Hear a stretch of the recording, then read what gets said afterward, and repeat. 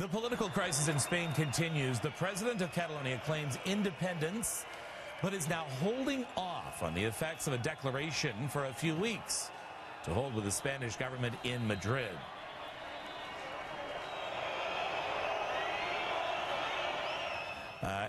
Talking to us right now about this vote and about the reaction from here in Canada is Xavier Ortiz Almirall, who joins me right now. And there really are not many Catalans in Toronto. That's right. We're a relatively small community. I would say we're about 100 people. And the day of the vote, we managed to gather at least 40 of us and try to keep updated and follow the results live on TV. Which would be actually in keeping with the results of the vote in Catalonia, because it was about a 43% turnout there.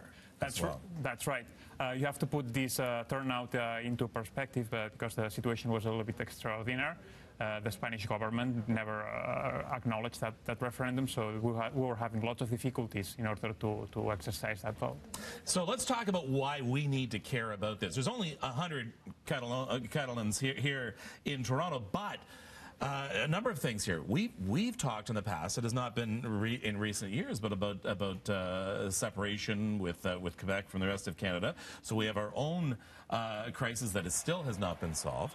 But we also have the issue that Canada really did not come out and admonish Spain officially for the violence during the election, or during the vote, I should say. That's right. There was never a public announcement, and maybe our community was kind of waiting for somebody to speak up and say something about it, given that Canada has certain similarities with this process, with what happened in Quebec twice, and what is going on right now in Barcelona. Even though what happened, the way Canada handled the problem is very different from what Spain is doing right now. Tell me about the next steps now. Do you agree with the decision to adopt now a wait and talk attitude? I think so, yes. I think it's a good idea to give time for trying to reach consensus and dialogue and hopefully getting on board people from the EU to try to mediate and ease these conversations.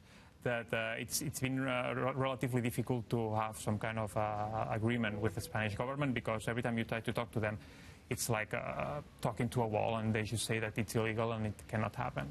Are you concerned, though, that this may set off a domino effect across? There are so many similar situations within Europe of peoples who have been taken over by larger nations, and especially when we redrew the maps following World War II.